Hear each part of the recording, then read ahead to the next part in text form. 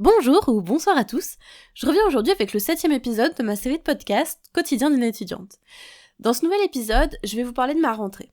Si chaque épisode de ma série de podcasts est indépendant, je vous conseille d'écouter les épisodes précédents si vous souhaitez connaître tous les tenants et les aboutissants de ce que je vis actuellement, parce que si je devais résumer très brièvement cette série de podcasts, je dirais que la vie d'étudiante est semée d'embûches qu'on se doit de surmonter.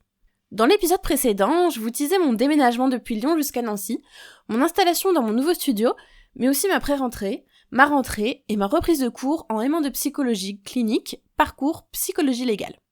Alors, qu'en est-il réellement ? Alors, je vais commencer par le début, donc avec le déménagement. Donc les préparatifs, ils étaient entamés depuis assez longtemps, vous le savez, je vous en avais déjà parlé dans le précédent podcast, mais il y a eu un gros rush en un jour, évidemment.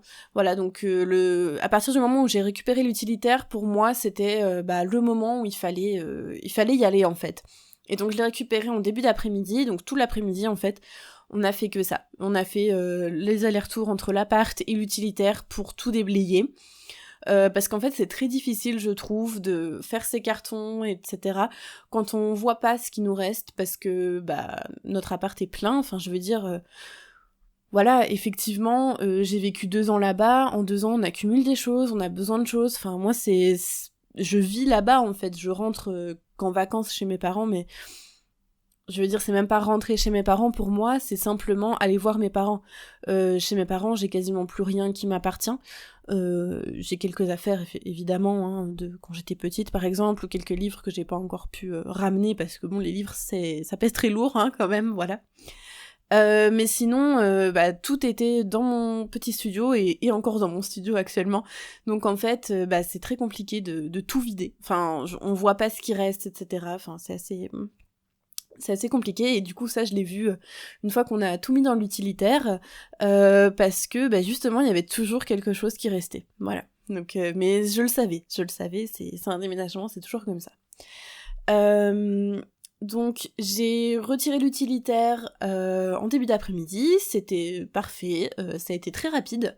En fait, je suis arrivée à l'heure pour retirer l'utilitaire. On a fait le tour avec la personne qui s'occupait de louer l'utilitaire. Elle a noté les choses qui existaient déjà sur l'utilitaire. Par exemple, il y avait la porte avant qui était enfoncée, ce genre de choses, voilà. Il m'a rapidement expliqué les commandes. Et puis on est parti. Alors, le truc, c'est que la prise en main a été assez bonne. Mais j'ai, par exemple, calé au tout début parce que j'arrivais pas à trouver, on va dire, le point d'embrayage, donc c'était assez comique. J'ai voulu sortir du garage, du parking en fait, c'est pas un garage, mais j'ai voulu sortir du parking et j'ai calé 2 fois, voilà. Donc vaut mieux là que sur la route et de pas réussir à redémarrer, d'avoir encore plus le stress, mais voilà, pour vous dire, ça a été un petit peu comique au début quand j'ai voulu partir avec l'utilitaire, voilà. Il se prend bien en main, j'ai trouvé qu'il se prenait bien en main, donc moi vous savez que j'ai loué mon utilitaire chez Rent and Drop. Au début j'étais très stressée, parce que les dimensions, on sait que c'est pas les mêmes qu'une voiture, enfin moi quand je l'ai vu je me suis dit ah ouais il est long quand même, enfin il est long, il est un peu haut, enfin moi si vous voulez j'avais déjà conduit un petit utilitaire, mais vous savez style berlingot, partenaire, ce genre de choses, donc j'avais l'habitude, on va dire, de pas avoir de rétro intérieur et de regarder que dans mes rétros extérieurs. Par contre, c'est vrai qu'on se dit ah ouais mais il est vraiment long en fait. Voilà, est-ce qu'on passe, voilà, c'était assez compliqué à ce niveau-là, on va dire.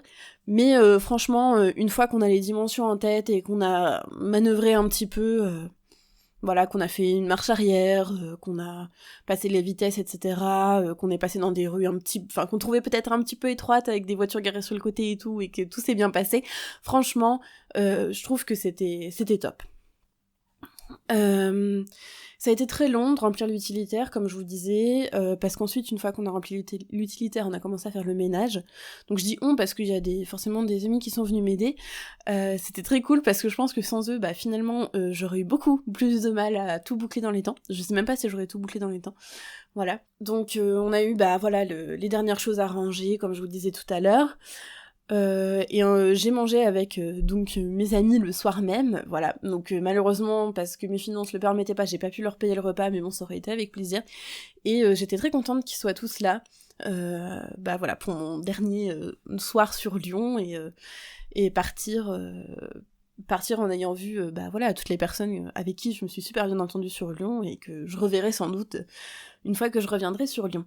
Le lendemain matin, ça a été compliqué parce que, en fait, on devait partir je devais partir à 9h30 à la base, sauf que la secrétaire de la résidence avait pris un autre rendez-vous entre-temps à 9h30.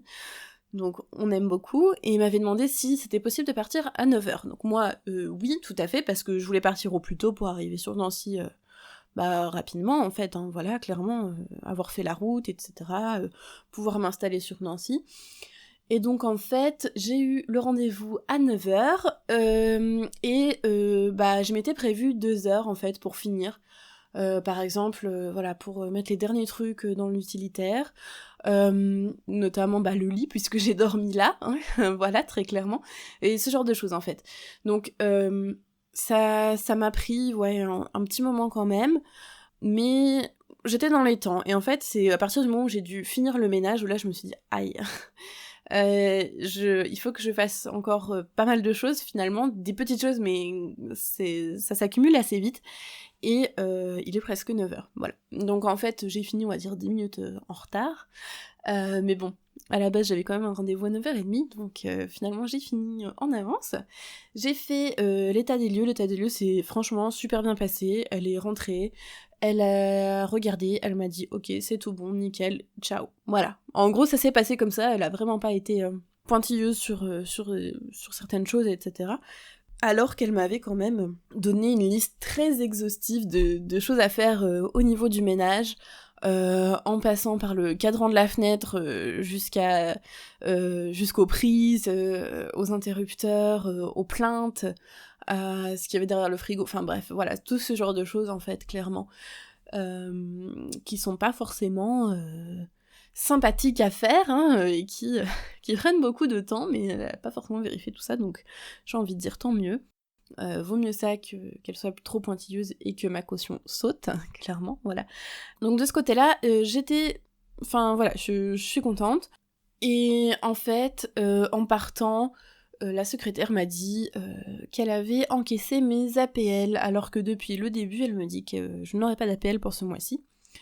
Donc vous allez voir que c'est un petit peu compliqué, puisque vu que je change de région, je dois changer de CAF, et vu que mon dossier doit être transféré, je pense qu'il sera pas transféré tant que mes APL seront payées là-bas, en fait, si vous voulez. Elles ont été payées là-bas, donc elles seront pas payées ici, sauf le temps, il faut qu'elles remboursent, etc. Voilà.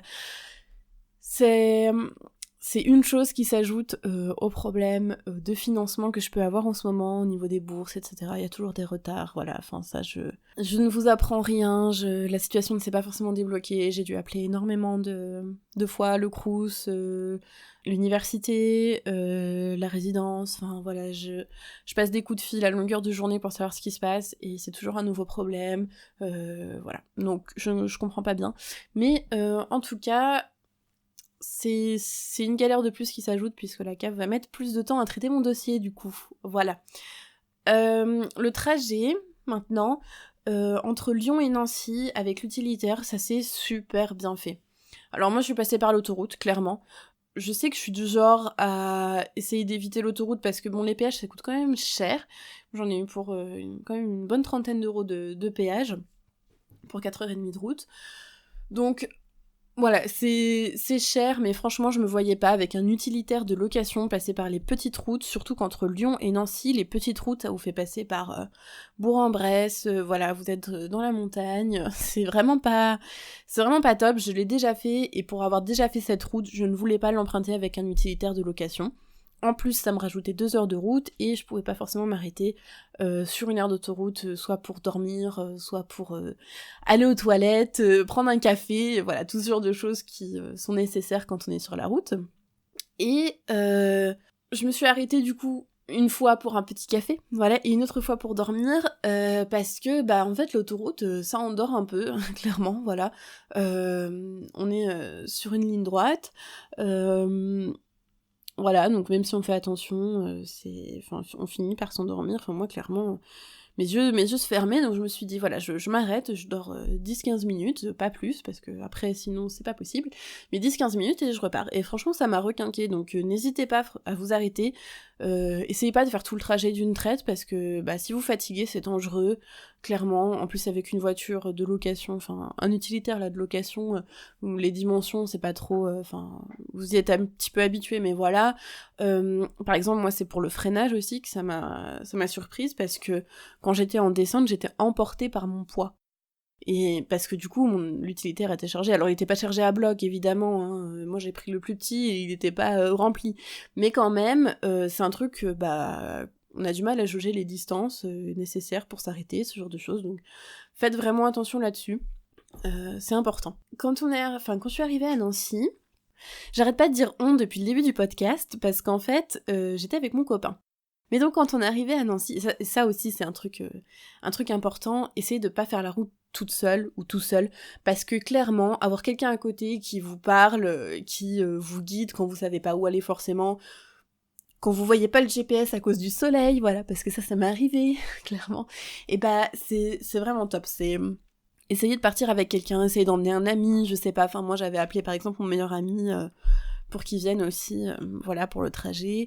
Mais donc, bon, j'étais avec mon copain, donc voilà. C'était vraiment, vraiment top. Quand on est arrivé sur Nancy, franchement, j'ai été un peu déçue, clairement. Parce que quand j'ai pris l'appart, je me suis rendu compte qu'il manquait beaucoup de choses dans l'appart.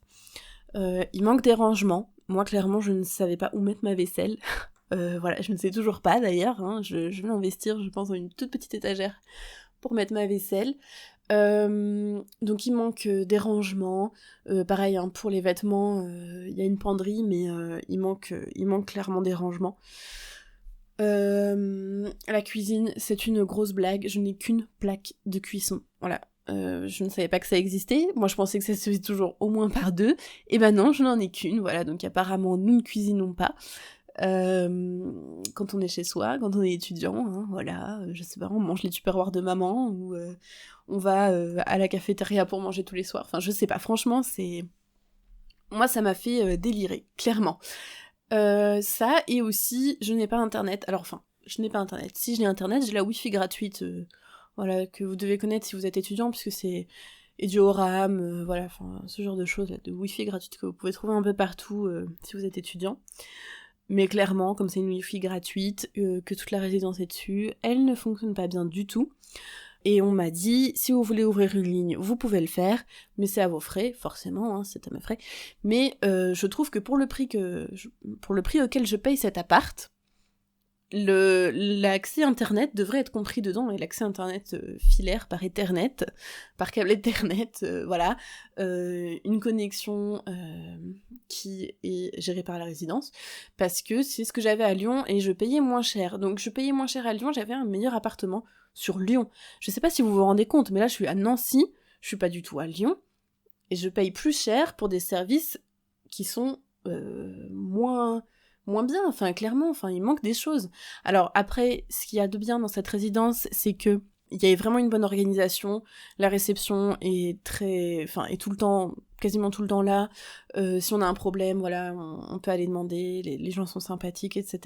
Il y a des activités gratuites pour les étudiants de cette résidence, donc je vais m'y intéresser un petit peu plus, je pense au courant du mois prochain, mais je trouve vraiment dommage que le prix soit si élevé pour... alors qu'il manque des prestations, clairement. Pour moi, il manque des prestations essentielles. Je vais pas...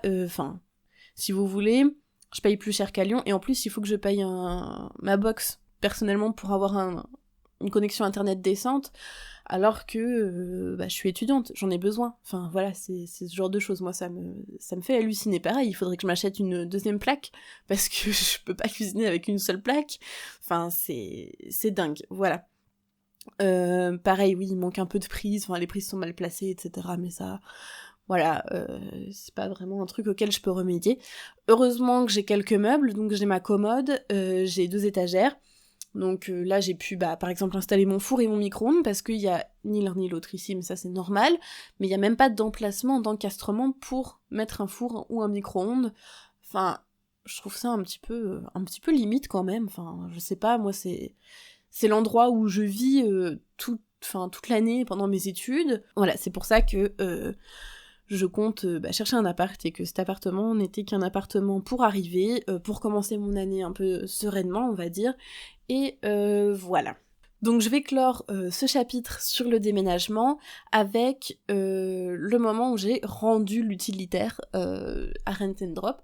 Donc ça s'est super bien passé, j'ai pas du tout abîmé l'utilitaire, l'état des lieux de l'utilitaire a été fait rapidement, voilà, j'ai rendu à l'heure, parce que ça aussi, une chose, je vous avertis un petit peu là-dessus, mais si vous ne rendez pas votre utilitaire à l'heure, vous avez des frais en plus, voilà, forcément, puisque vous n'avez pas rendu à l'heure et que quelqu'un a pu réserver l'utilitaire pour cette heure-là, s'il n'est pas là, voilà, vous payez les frais.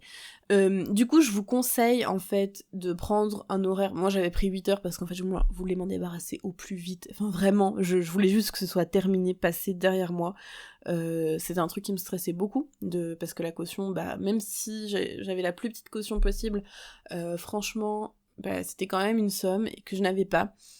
Donc voilà, et c'était quelque chose qui me stressait pas mal, de me dire que moi, autant je pouvais faire vraiment attention, autant quelqu'un pouvait vandaliser l'utilitaire ou rentrer dedans, se garant, ce genre de choses, voilà. C'était vraiment quelque chose qui me stressait, et donc quand je l'ai rendu, j'étais vraiment soulagée, mais je vous conseille en fait de prendre une heure un peu plus tardive que 8h du matin, et à la limite, allez le rendre à 8h du matin, mais voilà, enfin, je veux dire, vous le rendrez pas en retard, mais vous pouvez le rendre avant, voilà. Ça c'est petit tips auquel je n'avais pas forcément pensé. Donc je vous le dis, comme ça vous y penserez vous et vous ferez pas avoir. Donc ça s'est super bien passé, on m'a rendu ma caution. Par contre, du coup, en fait c'était une autorisation de paiement, donc qui a été libérée, donc ils ont pas pris le paiement. Et par contre, ça a mis un petit peu de temps à se réactualiser au niveau de ma banque, donc j'avais toujours un découvert énorme, voilà, pendant quelques jours, là, alors qu'ils m'avaient rendu ma caution.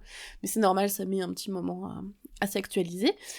Donc c'était super, franchement, je vous le conseille. Je vous conseille Rent and Drop pour un déménagement, surtout si vous changez de région, parce que du coup, vous pouvez le prendre dans une agence et le rendre dans une autre, et ça, c'est vraiment top, parce que vous avez pas le retour à faire, vous avez pas du coup à payer doublement le trajet et ensuite à revenir, parce que moi c'était ça, je me suis dit si je dois le ramener sur Lyon et qu'après je dois repartir sur Nancy, mais j'aurais payé 3 fois le trajet, ça vaut pas le coup. Enfin, je veux dire, c'est énorme, ça coûte très cher. Voilà. Pareil pour la location en elle-même, le prix de la location de l'utilitaire, j'ai vraiment pas trouvé moins cher ailleurs, c'est vraiment ce que j'ai trouvé de moins cher. Et moi j'ai pris le plus petit utilitaire, donc voilà, niveau des péages, il y avait pas de différence avec une voiture, niveau de l'essence, franchement non plus.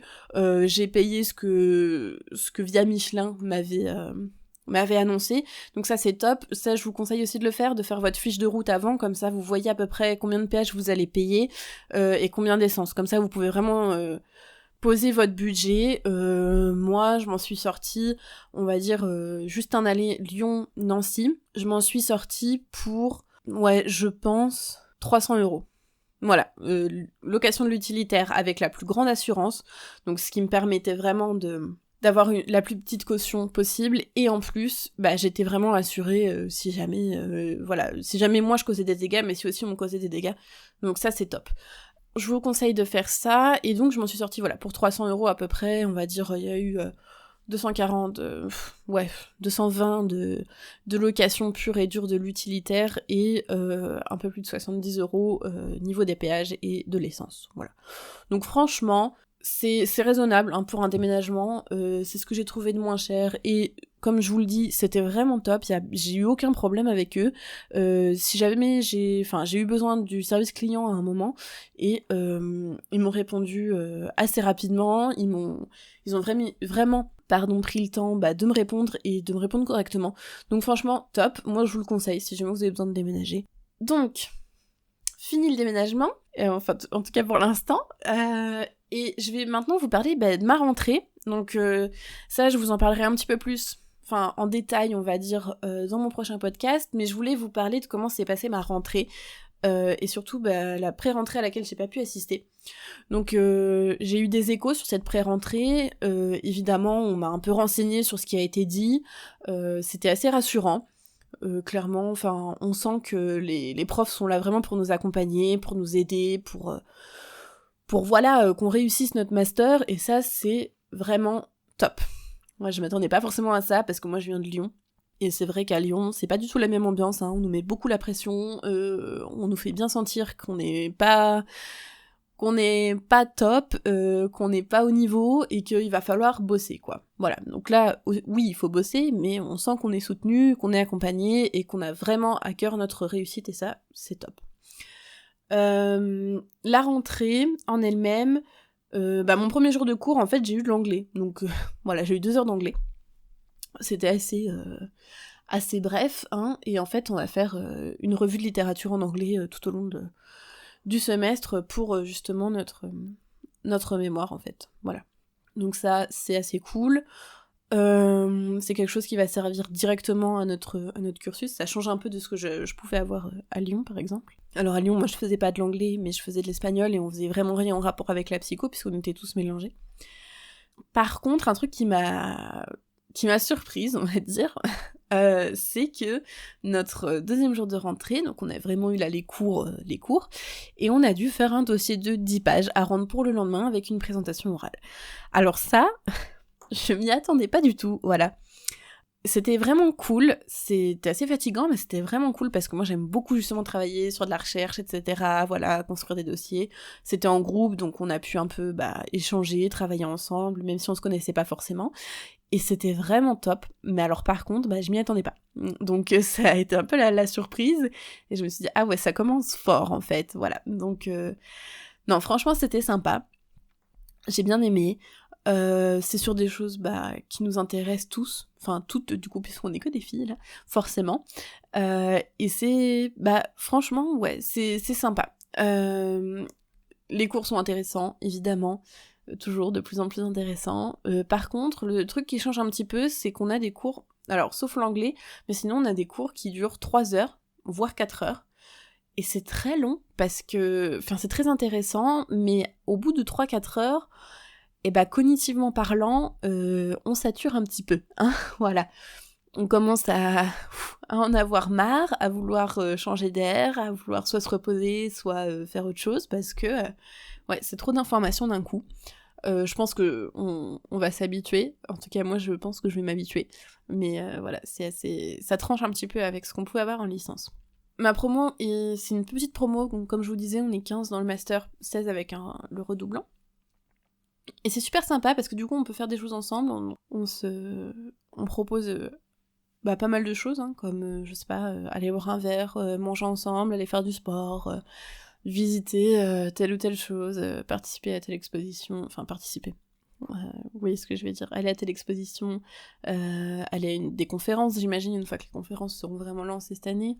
Enfin franchement c'est super sympa, et ça change d'avoir des gens avec qui parler de choses qui nous passionnent et qui les passionnent aussi, en fait. Voilà, je vous en parlais un petit peu dans un de mes articles, d'ailleurs, le fait de pouvoir parler de sa passion, d'échanger à ce sujet. Là, c'est un petit peu ça, en fait. Enfin, on est toutes dans ce même master parce qu'on a des intérêts communs, et les intérêts, voilà, c'est les intérêts du master, évidemment, mais c'est assez sympa de pouvoir échanger à ce sujet, de pouvoir voir que oui, on n'est pas les seuls intéressés par ça, et qu'on est compris, en fait, voilà, et apprendre aussi des choses qu'on ne savait pas forcément sur ce milieu, et franchement, c'est super sympa, je trouve, voilà. Donc, l'ambiance est cool, et je trouve que c'est important, surtout que je vais passer 2 ans avec ces personnes, à travailler avec elles, à échanger avec elles, à être... je pense quand même la plupart de mon temps avec elle.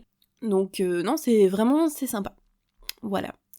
Je vais m'arrêter là pour ce podcast. Et dans le prochain podcast, je vous parlerai un peu plus en détail de mes cours, parce que là du coup j'ai fait qu'une semaine de cours, donc c'est assez restreint, on va dire. J'ai pas eu tous mes cours encore, j'ai pas pu avoir une vue d'ensemble. Donc voilà, je vous en parlerai dans mon prochain podcast un peu plus en détail.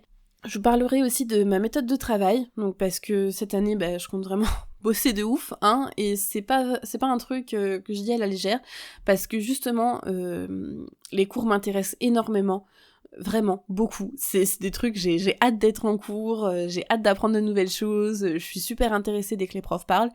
Ça m'était pas arrivé depuis un petit moment quand même, hein, voilà, la licence étant vraiment très générale, il y a forcément des choses qui ne plaisent pas, mais là, pour l'instant, ça me plaît vraiment beaucoup. Donc, continuons sur cette lancée et soyons motivés pour travailler. Donc voilà, je vous parlerai de la méthode de travail que je mets en place pour vraiment travailler, voilà. Et je vous parlerai peut-être un petit peu de l'avancée soit de mon projet de recherche, soit de ma recherche de thématiques, hein. Voilà, parce que je sais pas si je serai aussi avancée que ça, mais voilà, j'espère quand même avancer là-dessus.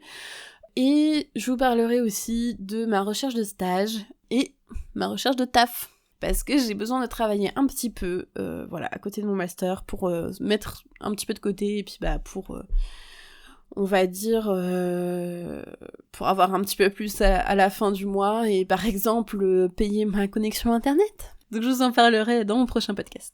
Si vous avez aimé ce podcast, je vous retrouve dans 2 semaines pour la suite sur SoundCloud ou sur YouTube. En attendant, vous pouvez aller faire un tour sur mon blog, je sors un article tous les mercredis à 16h et tous les dimanches à 9h. Le lien est dans la description. J'y partage mes lectures, mon avis sur les séries que j'ai regardées récemment, les petites choses de la vie qui m'animent, les rencontres formidables que j'ai pu faire, ou encore des fragments d'histoire. D'ici là, je vous souhaite une très bonne journée ou une très bonne soirée selon l'heure à laquelle vous m'écoutez, et à bientôt dans un nouvel épisode de cette série de podcasts.